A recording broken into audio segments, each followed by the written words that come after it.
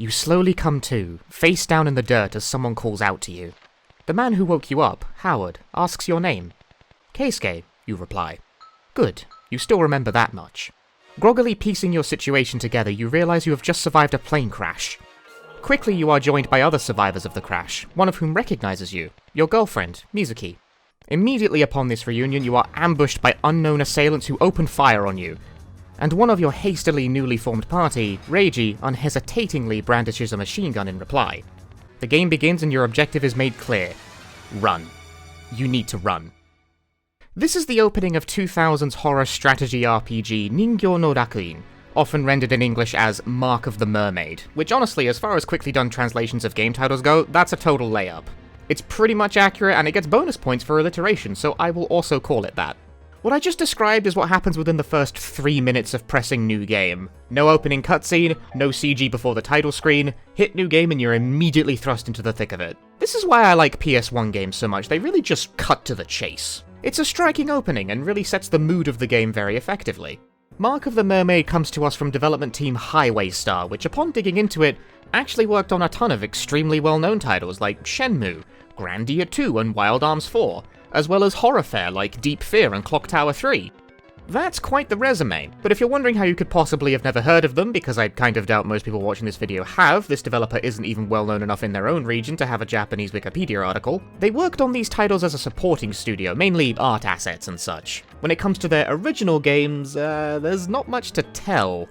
It's a lot of low-budget, simple series releases and licensed puzzle games, so Mark of the Mermaid represents one of their few attempts at wholly original, fully featured outings. And while I find this game interesting enough to have made this whole video about it, it didn't make a huge splash at the time. This game is also moderately rare among the PS1 library, and not in that American speculative market way where games that are extremely common are inexplicably priced at $300 for no obvious reason. There's just genuinely not very many copies in circulation of this one, so it commands a moderate premium.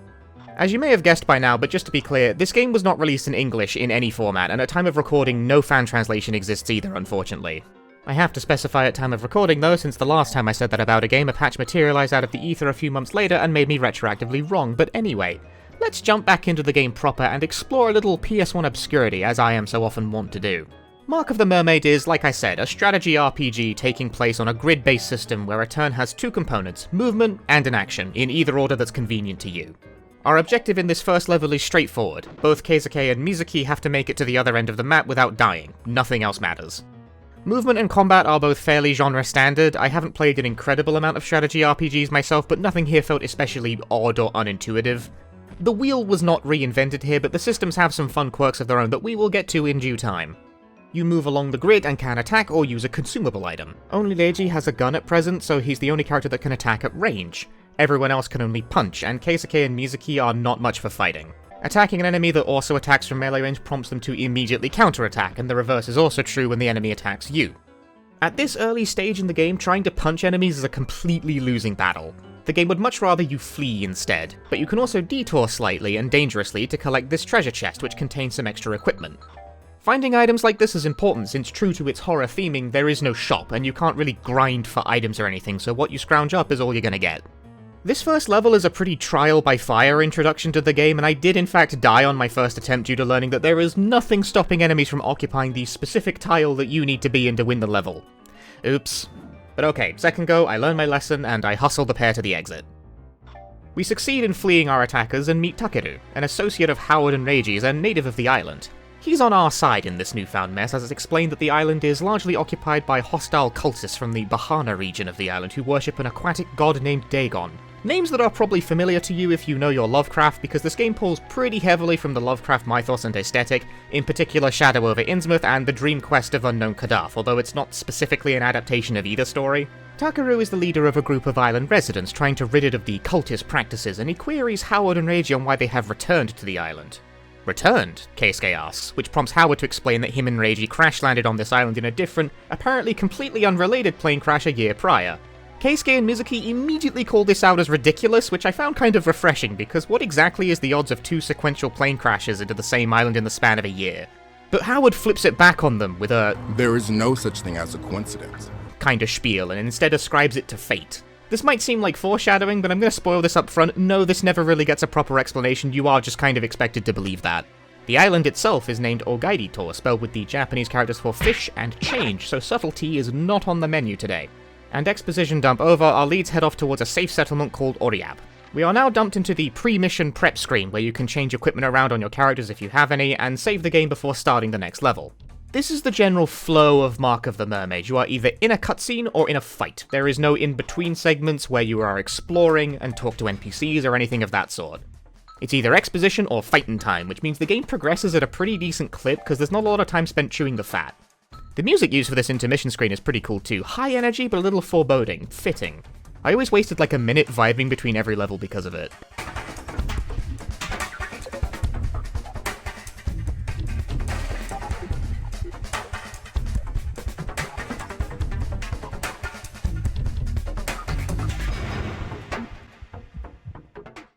En route to safety, the group encounters cultists attempting to sacrifice a woman to their dark god via some manner of ritual. So it's our job to stop them, and this prompts the start of Scenario 2, with our goal this time being not to run, but to defeat all enemies, so now we actually get to discuss the combat a little bit more.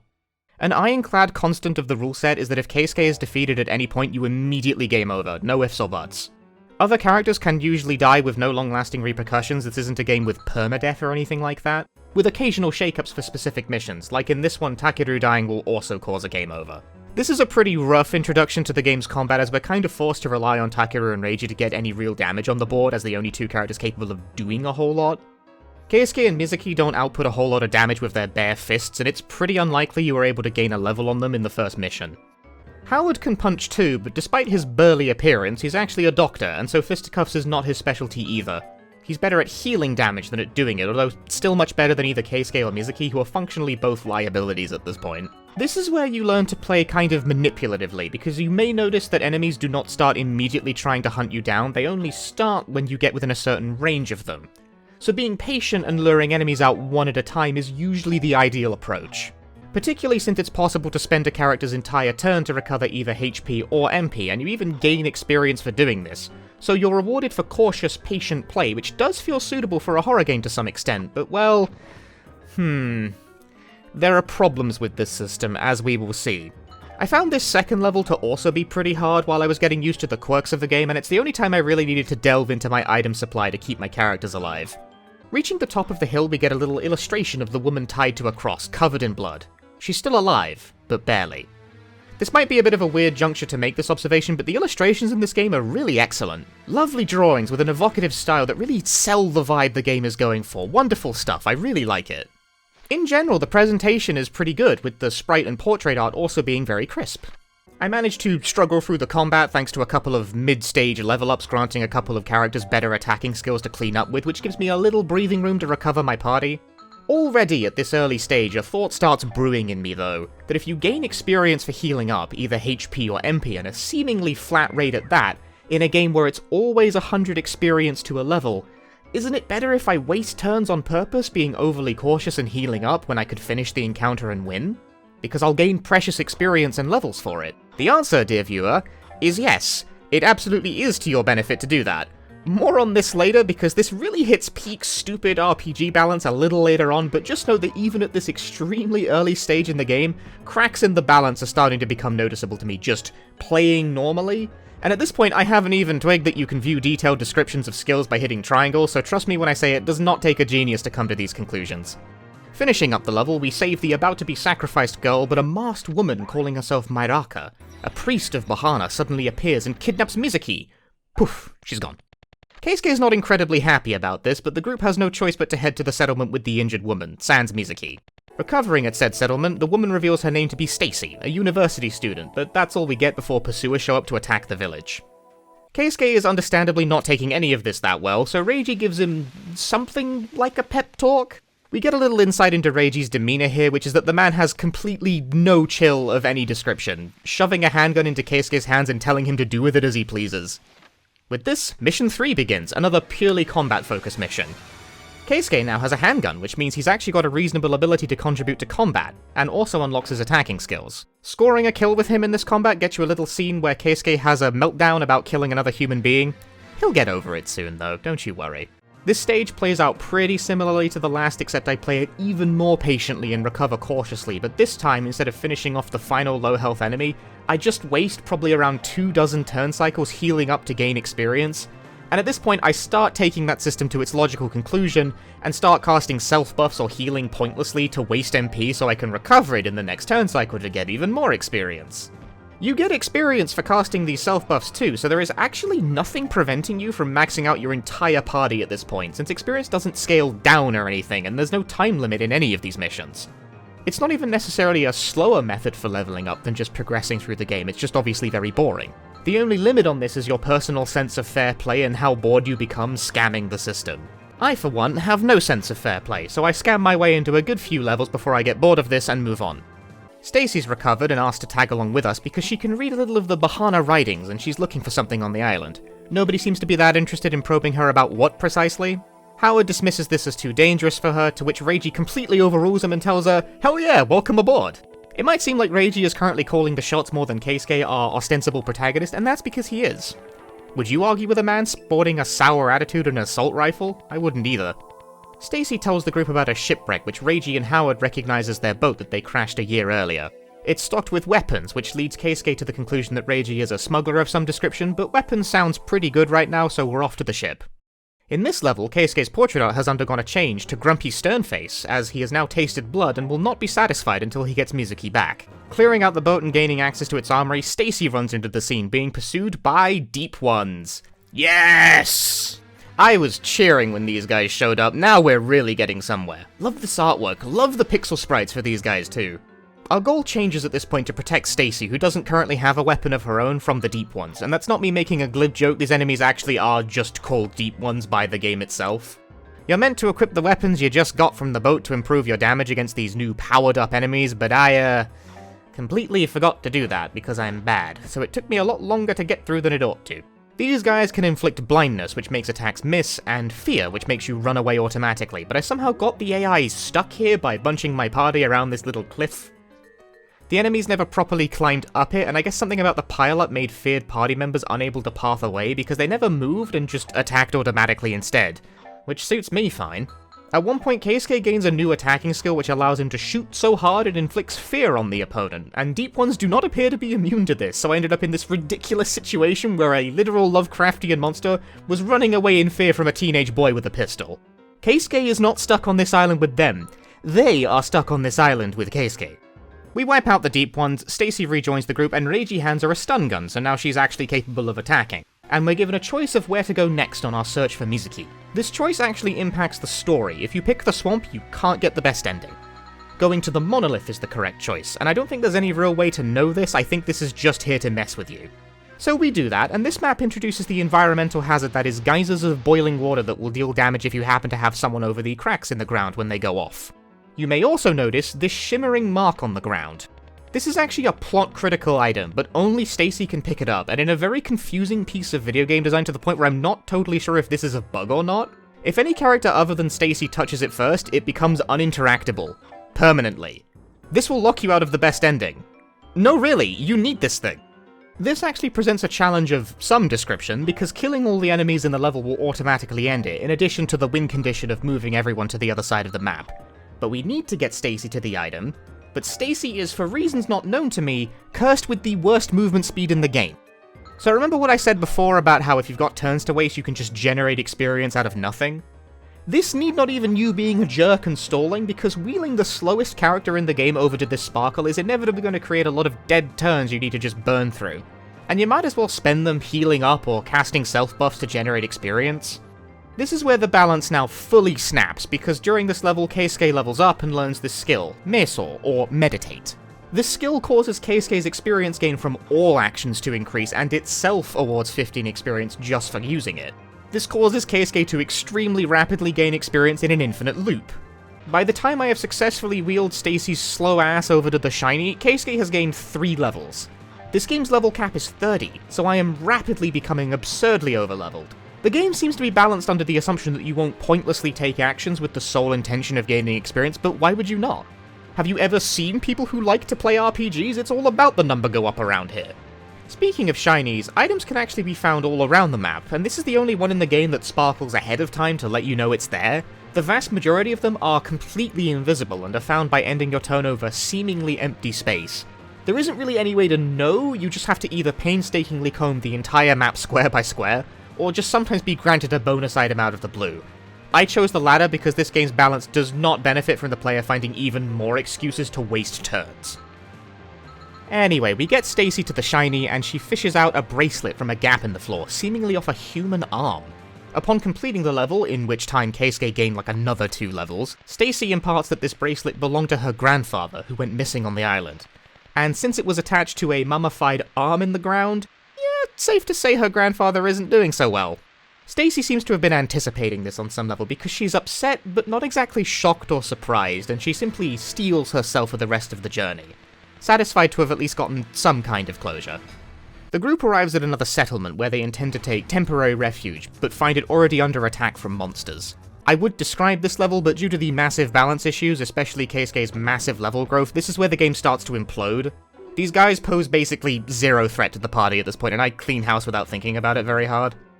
After a few enemies are dispatched, a girl named Kiryu, no, not that Kiryu, they're spelled differently, it's hard to distinguish with my accent, okay, shows up and wants to protect Takeru. She accomplishes this by leaping straight off of a very tall stone wall right into a crowd of monsters. Obviously, she hurts herself in the process of leaping straight off a several-story tall wall, so now we have one extra character to worry about, and an injured one at that. This manifests in gameplay as Kiryu only being able to move one square at a time. Not forever, just for this mission. But since the goal of this level is moving everyone to the goal and killing all enemies isn't automatically considered a victory, this once again creates the problem of having a bunch of turns to waste while you wheel a very slow party member to the desired location. So if you weren't already hopelessly overleveled by now, you almost certainly will be after this, and Keisuke to a comical extent owing to his faster growth. Kiryu now joins the party as we advance on the ritual grounds where Mizuki is being kept, and at this point the gameplay has completely devolved into Keisuke just kills everyone while the rest of the party struggles to meaningfully contribute. A new and final playable character just barges in the middle of this level to assist us in fighting the cultists, called, Okay, petty aside about this name, the way it's pronounced in Japanese is Kuro, which sounds a lot like the English crow, as in the bird. And I'm like 99% sure that's the intent, but I'm a bit bothered by the fact neither Takeru nor Kiryu follow this naming scheme, with both of them instead having Japanese-sounding names instead, and Kuro can also be a Japanese name, but they're all written in kana like they're non-Japanese names, so I'm not really sure what to make of that, and it made me feel like I was missing something about their naming schemes for the entire playthrough, but I digress. I'm calling him Crow because calling him Kuro the whole video feels like it'd get grating with my accent. Okay, brainward over, back to the video game. Crow fights with a battle axe, which is extremely cool, but unfortunately he chooses to join by, like Kiryu, spawning in the middle of a pile of enemies. So how this manifested in practice was Crow got the shit kicked out of him and sheepishly retreated to the backline to heal, while Keisuke continued to be a force of nature. Around this point, I will say that Mark of the Mermaid was genuinely kinda starting to lose me, as the balance tips so heavily in your favor that the game becomes excessively easy, and strategy RPGs aren't the briskest paced of games even when the challenge level feels appropriately tense and satisfying. In other words, I'm getting a little bored. It's starting to lose me a bit. But look alive! Upon reaching the top, we face down the remaining cultists who chant a spell and suddenly turn green!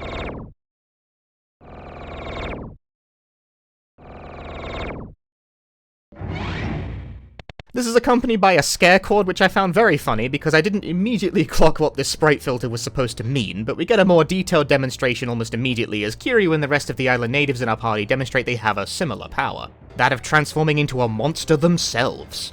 Again, the illustration work in this game, magnificent, love it here. So now it's a monster v monster standoff on the ritual hill, or it would be if Keisuke didn't step forward and just shoot everyone in the head. He is having none of this, could not conceivably care less. To be perfectly honest, I'm not actually sure what going monster mode does in gameplay terms. I think it improves your stats, but it's not incredibly easy to notice. What's a little easier to notice is that after a while in this mode, party members get afflicted with confusion, which does the usual RPG thing of causing them to act indiscriminately and just attack fellow party members. Team killer. But I only discovered this because I was goofing off here to farm experience as usual. I may very well not have noticed this otherwise. Winning the fight, we save Mizuki from the ritual. It turns out she was just chilling in this pot the whole time. The lovers have their little reunion, which Reiji seems strangely unmoved by, requiring an active prompt from Howard to get a basic social grace out of him. Mizuki at this point has developed something of a phobia towards the half-monster types, and so is too scared to go with the islanders still in the group. The islanders, somewhat understandably offended by this ungrateful display, all hit the road. On our way back to safety, we're hit by a quick little fight all the enemies mission where Mizuki is forced into the party, presumably with the purpose of getting you reacquainted with her kit. At this point I realized something about Mizuki's attacks I didn't in the brief amount of time you have her in the early game. Mizuki's attacks can't kill anything. I don't mean she does no damage, I mean she doesn't, but that's not the point. What I mean is that her attacks, even if they do manage to deal lethal damage, will only ever leave an enemy at 1 HP. In exchange for this limitation, she instead has a litany of supportive skills like MP restoration, damage buffs, and curing all status ailments, but they only work on specifically Keisuke. Only him. So now we have this dynamic where the lovers will stick together as Mizuki amps up Keisuke's already severely overpowered damage output. It's kind of funny. For all this game's balance problems, it has a very funny way of using the RPG mechanics to convey its characters like this. This is one of the strengths of the genre of RPG as a whole, after all, and it is nice to see that Mark of the Mermaid does tap into that possibility.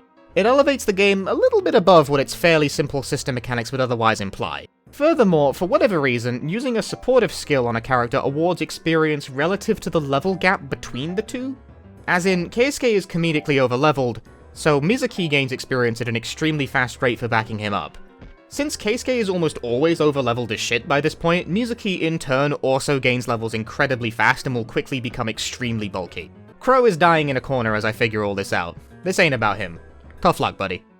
What is about him, though, is that from this point on all the islanders, this meaning Takeru, Kiryu, and Crow, all now have the ability to shift into their monster forms at will by spending a turn. Again, I was not able to feel the difference that strongly in gameplay, and I didn't really use Kiryu or Crow that much during my playthrough, so I didn't get a tremendous amount of use out of this mechanic.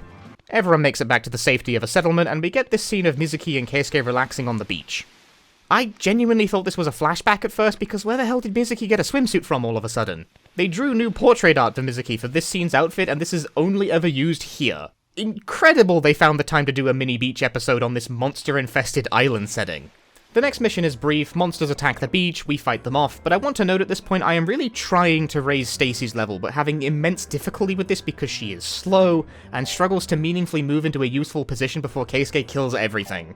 She does actually have a unique combat ability which lets her perform a melee attack and not receive a counterattack, but I have basically no footage of it because I couldn't often get Stacy into a position to deliver NA melee attacks at all. This is another aspect of Mark of the Mermaid's balance that's tricky to deal with. It was lightly a problem before, but trying to gain experience to keep Stacy in specific level is really hard because she has no self buffs to waste turns with, and her slow speed is going to stop her from making a lot of active contributions to fights.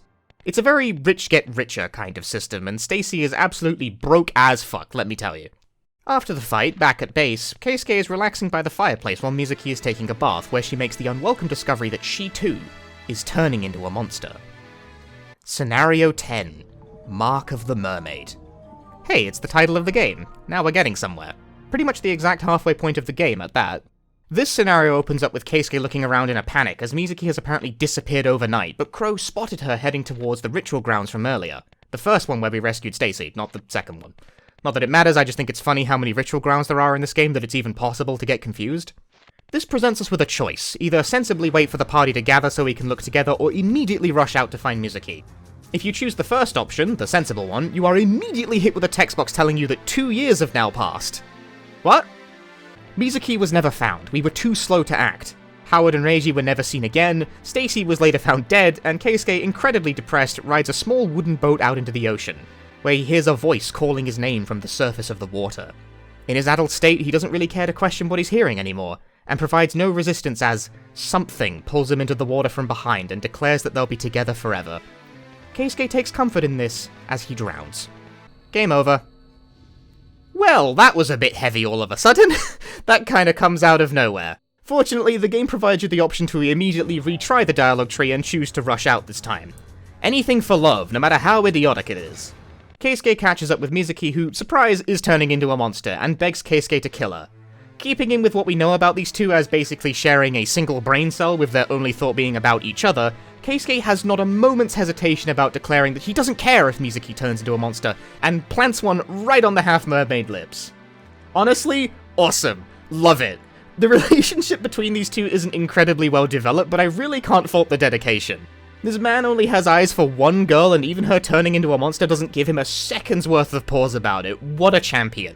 This progresses into hysterical when a couple of turns into the ensuing combat encounter, Mizuki awakens to her full beast mode form in her desire to protect Keisuke, and this actually gets her a cool new sprite instead of a green filter. Very nice. Oh, a big one! In context, this blesses Mizuki with a huge number of strong attacking skills, a boatload of health, and access to basically every status ailment in the game. But she still keeps all of her supporting skills, so the game at this point has now devolved even further into Keisuke and his monster girlfriend killing all who would stand in the way of their love. It's beautiful, poetic almost. I would like to nominate these two for funniest RPG power couple in genre history. The game was starting to lose me a little before due to the too easy levels, but this moment reeled me way back in. I'm so on board with this, it's so dumb. Some of the other characters join the fight midway, and I can't even find anything for them to do, because Keisuke and Mizuki are completely fine by themselves. More than fine, as Keisuke hits max level at this point, at almost the exact midpoint of the game, which is far too early, because max level is overkill at any point in the game, let alone halfway. The group discusses Mizuki's situation back at base, and Stacy explains that she read a book about the practices of the island, but not a remedy, only the existence of this monster transformation phenomenon, written by a Shinohara Keijiro. Reiji pitches in that, hey, we can ask Shinohara directly, since he's alive on the island. Him and Howard met him when they were here last year. Stacy is shocked by this suggestion since the book she read was published in the 18th century. Interesting. So now we're on our way to try and make contact with a possibly immortal island hermit. We're in the back half of the game now, and at this point party selection is pretty much according to your personal preferences, bar Keisuke, who is always in the active party. Most of the stages up to now have forced a specific party composition with maybe a couple of free slots for character choice, but from here, it's mostly up to you. This next level is one of the more tactically interesting ones in the game, as it pits us against a bunch of kids who have destroyed a local village, seemingly being controlled by evil statues. Our goal is to destroy the evil statues, but not the children, unsurprisingly. This is a little harder than it sounds, not because the kids are especially strong, but because of that system where melee characters will automatically counterattack if hit first, so you've really got to watch out if you're over-leveled as I am, because you can accidentally kill them very fast if you're careless. Takeru in specific has the unique trait of sometimes immediately counterattacking when an enemy attempts to attack at all. No, Takeru, don't parry the child! Gun-toting characters don't parry though, so send them in to weather the storm of children stabbing them and you'll come out on top. I had the, I thought, very clever idea to use Mizuki's litany of status effects like Paralyze to lock them down while cleaning up the statues, but the kids are inexplicably totally immune to all status effects for some reason. Kinda lame? That really seems like it's what the game wants you to do. After all, it just gave me Mizuki's new form with access to all the status effects. It makes a lot of sense to then design a level where using these new abilities would put you at an advantage. But nope, that would be game design, I guess. Despite Takeru and Mizuki counterattacking the children, I managed to complete this without any casualties. We learn from the kids, now coming off the effects of statue mind control, that they were made to drink a mysterious medicine from someone named Arcret. I'm going with Arcret for this pronunciation. Look, foreign names written in Japanese are a complete crapshoot. Your guess is as good as mine. Said medicine made them able to hear the voices of the statues, filling their little heads with thoughts of violence. The group at this point decides to take a detour to sort this loser out. This actually represents a branching point in the game based on gameplay. If you killed any of the kids during the level, you don't get this cutscene, and the game skips a level ahead as you never receive the information about Arcret, which in turn will affect the overall ending. So we head on over to the Ritual Hill, the second one this time, not the first. Keisuke and Mizuki deathball their way up the tower, and we actually get the first thing resembling a boss fight in this game against Arcret proper.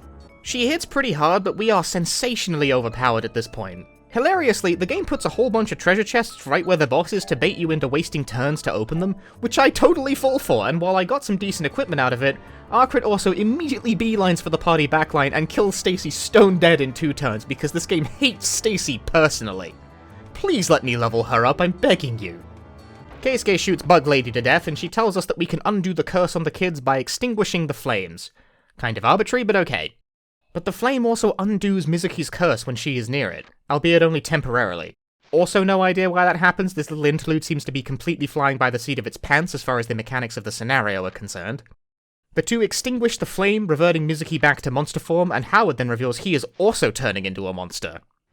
This permanently changes his portrait art for the rest of the game to reflect his fish arm, which is neat given that this scene is optional. Our next level sees us fighting to cross a bridge over water, and I wind up noticing that as a result of Mizuki's transformation, she's gained a passive trait that causes her to regenerate health when she's in the water. This causes a penny to drop about an incredibly obvious pun that only landed on me at this precise moment. Mizuki's name, at least the first bit, is pronounced the same as the Japanese word for water, Mizu, so of course she's the one who becomes a mermaid, right? It was staring you in the face from the moment the game started.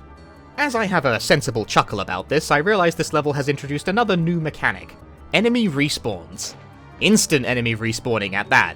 Only a couple of enemies in this level do it, but the instant some of these guys die, they just pop right back to life a few squares away. In this case, one respawning bug enemy spawns literally 3 squares away from the zone you need to have everyone gathered in to end the level, which is kind of silly because it means you just have this guy constantly chewing on your ass at the end zone while you get everyone across. Your best bet is to have someone tank it up front and try to land a disabling status ailment, so I have Mizuki do that. Next map up is the Destroyed Village, and this is probably where the difficulty of the game peaks fairly abruptly because god it sucks here. First problem.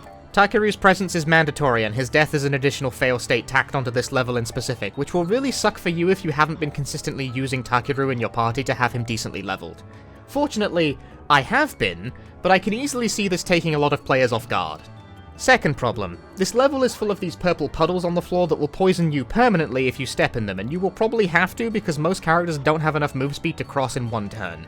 Third problem. The enemies have ready access to confusion, which pretty quickly besets Reiji and Howard in a loop of shooting and punching each other to death, so I quickly gave up on those two. Fourth and most fatal problem, every enemy respawns infinitely in this goddamn level. Sometimes basically right on top of you. It's like that goddamn Simpsons bit about Barney getting thrown out of the bar. What is this? At least give me a turn or two before they pop back in, guys. Jesus. There's an enemy blocking the way out, and it respawns instantly when killed, preventing you from making progress. The game expects you to infer that you're supposed to attempt to kill this thing about 3 times? This prompts an event to trigger where Takeru lures all the zombies away from the party, which opens up the path out, but puts Takeru himself in a tricky situation as he's now in a pile of enemies and his death causes a fail. I get pretty lucky with this and hit a huge AoE paralyze with Mizuki, which lets me bail Takeru out of there with a minimum of fuss. But I then make the very bad, no good decision of having Reiji run all the way across the level to scoop up the treasure I missed. There was some equipment, it wasn't useless, but I really made a mistake in picking my slowest character for this job. All in all, I spent 40 full minutes on this one level. That is crazy! And Reiji didn't even make it back, he died on the return trip, which still counts as a win because Reiji isn't considered mission critical. Sucks to be him. Easily the hardest and most time-consuming level in the entire game, bordering on actively annoying. Next level on our journey to Shinohara is a cliffside kill all the enemies mission, and there's not really a lot to say about this one. Keisuke and Mizuki completely dominate the board, largely totally unchallenged, with things returning back to the usual difficulty level, which is to say, none. Between the very start of the game and that previous zombie level, the game shows that it can be very challenging when it wants to be, but it bands between being kind of weirdly brutal and being a complete pushover with no in-between. We complete the level and reach Shinohara, who's putting on that Shadow Hearts, Roger Bacon, quirky, immortal old man kind of archetype, just without the fourth wall breaking, and we learn a few things. Firstly, Reiji lost his lover on this island a year ago, to the same transformation currently threatening Mizuki, which explains his past coldness when the pair reunited and a lot of smaller moments of cynicism that I've been glossing over in the interest of not making this video 2 hours long. I'm attempting to compress an approximately 12-hour game into a roughly 40-minute long YouTube video here, you gotta pick your fights. But we do learn that there is a way to undo the curse. 3 steps must be taken. Step 1, kill the one who cursed Mizuki. Step 2, drink the secret elixir. And 3, quell the rage of the ancient god. In other words, kill God. This is a JRPG after all, and it's not beating those allegations. This being said, that last step does kinda come out of nowhere, and there isn't really a great reason presented for why you have to do this, but hell, I'm kind of into it, so let's crack on. We get a choice for the next level of a dense forest or an ancient graveyard. This choice does not impact the story, it's just a different level, but I chose the cemetery and I came to regret this choice very quickly. It's sort of a revenge of the previous zombie level as the poison tiles are back, but this level's biggest sin besides the constant respawning enemies again is the confusing geometry. I had such a hard time figuring out where I was even allowed to walk on this level. Sometimes I was able to get characters to wade through the water, and sometimes the game would just not let me do this. I came to realize that Mizuki has some sort of innate movement bonus involving water that makes her very mobile on this level, but I still never worked out why some other characters were allowed to traverse a water tile but others weren't. All in all, I found this level the most frustrating. Not the hardest, but the most frustrating, because I was constantly going, why can't I move there? And being pestered by constantly respawning zombies is a really bad environment to try to learn the finer movement rules under. I once again brought Stacy to try and level her up, and she doesn't last very long. It's just really hard to get underleveled party members back into the game under this system. I eventually realised you need to snake all the way around the back of the level to reach the goal zone, which takes far too long, with this level taking me about a half hour in total. Not quite as brutal as the zombie village level, but still, Jesus. Zombie levels in this game are always the worst. Before I move on to the next level, I want to note that I have been glossing over a lot of the smaller character moments that occur. Keisuke's absolute determination to save Mizuki and how that clashes with Reiji's combination of bitter cynicism and absolute pragmatism. Takeru's sense of duty and stoicism and how that pairs with the fact he's actually relatively inexperienced as a leader, that sort of thing. These are the kind of hits you take when making one of these pseudo-compressed Let's Play kind of videos. I think people usually call these essays, but that's not typically how I approach these, but I digress, that wasn't what I wanted to talk about. It's a little hard to assess the writing of a game written in something that isn't my native language, let alone explain it, but I do like the character writing in Mark of the Mermaid. I wouldn't describe its story or characters as overall incredibly surprising or complex, but there's some intrigue going on, enough to make me wonder what their deal is, and things are often foreshadowed by less so what characters say and more so how they say it, which made the footage sometimes fun to review and realise what earlier lines were getting at. It's a bit hard for me to say though, maybe the only reason I found all this fun is because of the novelty of playing an untranslated RPG, which make no mistake, that hasn't worn off on me yet. But I like to give myself a little more credit than that and say that Mark of the Mermaid's characters are fairly solid. I like these guys.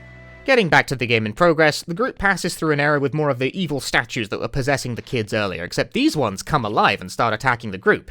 Mizuki gets cutscene KO'd, so she naps on the floor while Keisuke does his usual killing them all routine. Nothing incredibly fancy here, but I do finally find a method to get Stacy's level sorted out as Keisuke gets afflicted with the Curse status ailment, which would normally be a bad thing as it drains HP and MP every turn, but with Stacy having recently learned to heal, I can park her behind Keisuke and have her heal trivial damage every turn, and if you recall, experience gained from support actions is greater when the target is a higher level than you. Using this, I am finally able to scam Stacy up to a decent level, right before the endgame too, as the finale is essentially a boss rush. Starting with Maekara, cornered in her evil church, temple, plate. Look, the game doesn't concern itself much with the specifics at this point, and neither will I. I fall back on my usual strategy of picking off the enemies one by one, because despite this level being preceded by a heated exchange between Maekara and the party, Maekara herself will totally just stand in the back of the room, staring vacantly at the ceiling until you walk into the specified range that activates her brain cells to start playing the game. So you can take out the small fry before having everyone beat her up together. I am super over level, but this was still probably a good idea to play it the slow way, since Maekara herself hits incredibly hard, but she doesn't have an incredible amount of health in exchange, so Keisuke ends up making pretty quick work of her.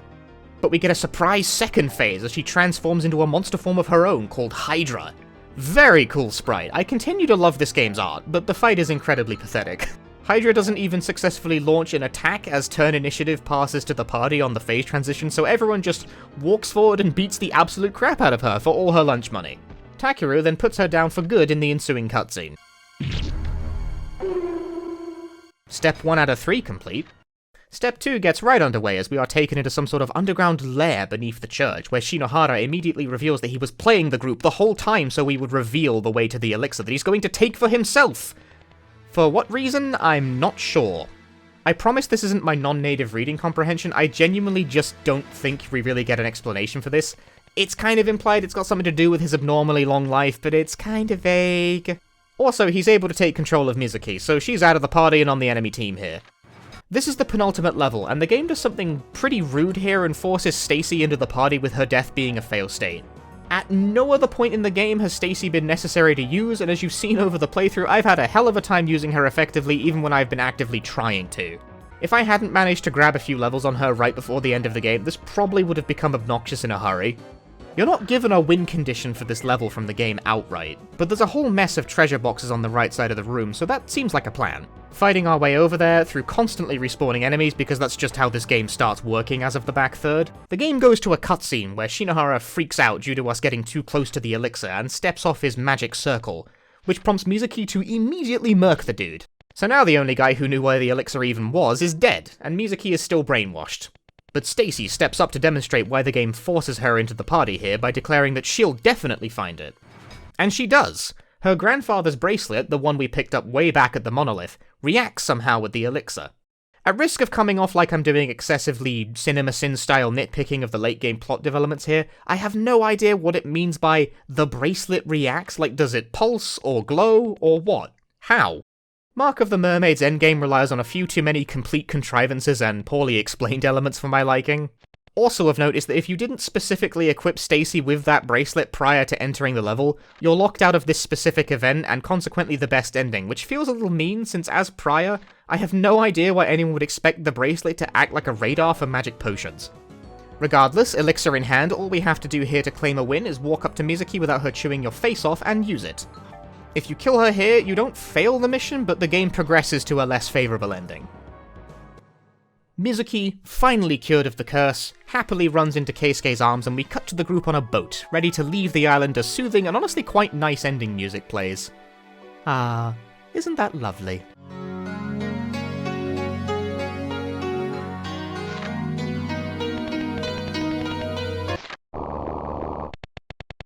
Pranked, idiot! Remember Bug Lady?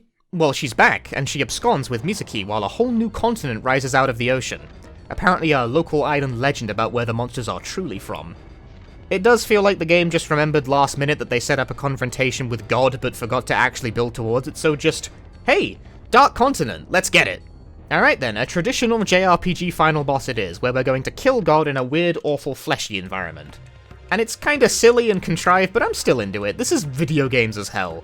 Even the pre-fight song they play here is a remix of the song they play between levels in a higher key, and the key-shifted theme song is the most video games thing of them all. That's how you know you're dealing with some serious stuff.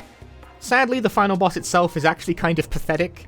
Once you get rid of the tentacles that box you in a bit at the start and Arcrit herself, Keisuke has the ability to just sit outside of God's effective range and potshot them to death. It is neat how God is the only enemy in the game that uses a 3D model rather than a sprite. It makes them feel appropriately massive and otherworldly. Doesn't really stop it from being near trivial, with the only death risk arising because I got bored and tried to rush it down with the remaining characters rather than letting Keisuke continue to just shoot it from a range it will never consider attacking at for some reason. Still, we rush God down and fulfill our God murder obligated of us as the player of a JRPG. Mizuki and Keisuke hug on a boat ready to actually leave for real this time, and the credits play. We get a little epilogue taking place 4 years later. Keisuke and Mizuki have graduated university, Stacy stays in contact via letters. Reiji went off and died in a fight against the Mafia? What? I had to reread this like 4 times to make sure I wasn't misunderstanding it, but nope. Rest in peace, Reiji, I guess. That's a bit of a random bummer to go out on. Howard went and opened a clinic in a developing nation, so at least one of those two got a nice ending. Takeru obtained Japanese nationality and then moved to America, where nobody has heard from him since. Which is a bit less shocking than being suddenly killed off, but no less inexplicable and roundabout. And finally, Crow and Kiryu got married and went to go live a happy life together in the countryside. We close out on Mizuki and Keisuke, still together as a couple. Mizuki tells Keisuke that lately, she's been really thirsty. Thirsty for the water of Bahana! Ah! Closing stinger! The end! I don't know why the game chooses to go out on that note, but that really is the best ending of the game. From here, you can save your clear data and try New Game Plus, but the only thing New Game Plus does is it unlocks hidden overpowered super weapons that you can find in the same manner you find every other item, by randomly stopping on specific unmarked tiles, but now you need to do it with specific characters. I assume these are here to help you reduce the playtime of repeat playthroughs to try and get different endings, since between needing to choose the right path and a bunch of the other conditions, I'd say it's pretty hard to get that best ending on a totally blind first playthrough. It's not an incredibly long game. My playthrough ended up coming in at about 12 hours, with the caveat that I read Japanese really slowly since it's not my native language. At native reader speeds, I can't imagine this game would take longer than 8 hours tops, maybe 6 on the low end.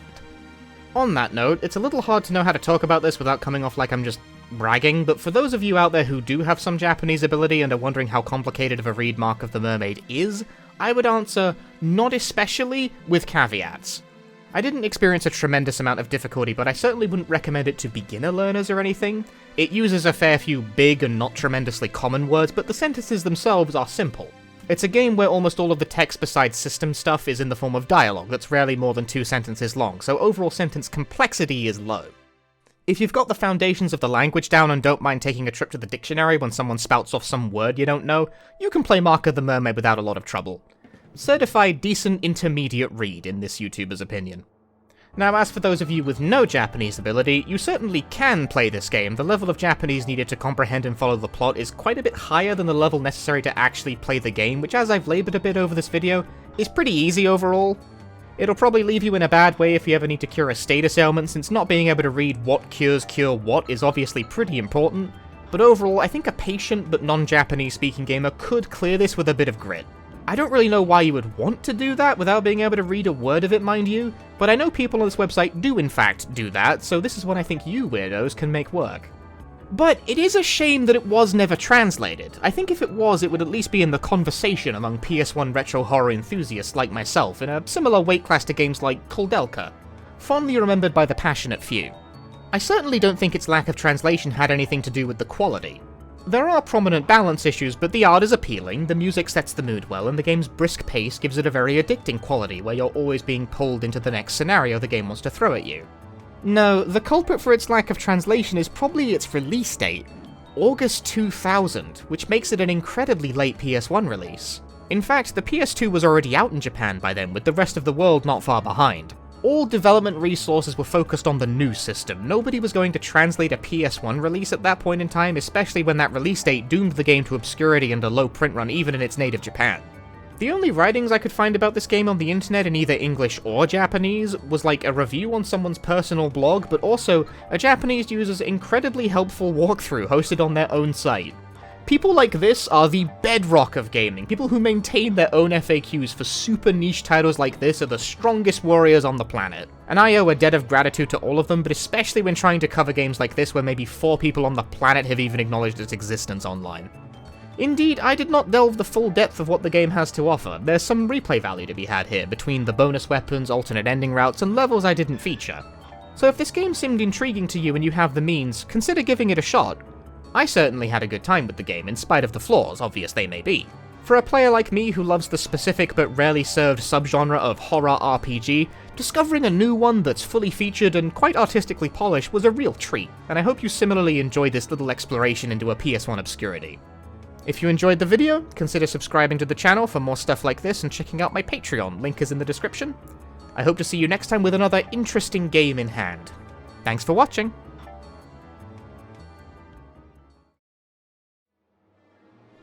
Hey, video's over. We have entered into the post-video Patreon credits ramble zone. It was fun this time to cover a game that's completely untranslated. I've wanted to do that for a bit, just as something of a personal challenge. But also because, you know, hell man, I didn't spend years learning the language to not play untranslated video games. Might as well make unique coverage while I'm at it, right? Relatedly, I made a little snip about this in the video proper, but like, no really, what do people call videos like this? I see these interchangeably called essays, reviews, or retrospectives, but none of these feel especially right because that's certainly not what I think of them as. Again, I feel comfortable just calling them compressed Let's Plays, but by all means let me know what you think these videos are supposed to be called exactly, because I make them and I don't even know. Alright, that's it anime. Thanks again for watching, and if you want your name in these credits here, consider supporting the channel on the Patreon. These videos can be quite time-consuming to make, especially when you have to read an entire game's worth of text in your second language to do it. Thanks again, and I hope to see you next time. Ta-ta!